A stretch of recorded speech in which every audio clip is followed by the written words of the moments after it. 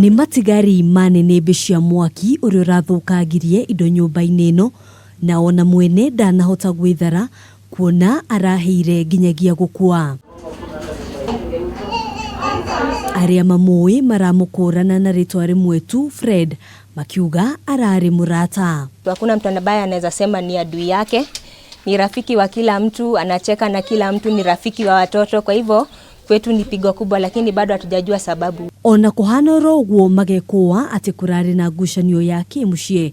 Arĩa maronire Fred ria mwisho makiuga aracokire muciĩ mathaa ma utuko thutha wa kwĩrorera mũbira gatagatĩ ga timu ya Kenya na timu ya bũrũri wa Tanzania. Kulikuwa na hizi frakash tu za kawaida, hizi za bibi na bwana, unasikia tu wamefight hivi ati sijui Fred amelewa nini, vitu kama hizo.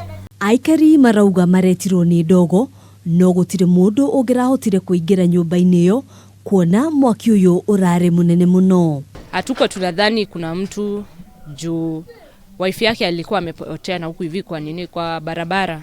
Agĩkĩra ũhoro ũyũ mũkonde, OCPD wa Roiro James Ngetich augĩte nĩ marathuthuria kĩhumo kĩa mwaki ũyũ.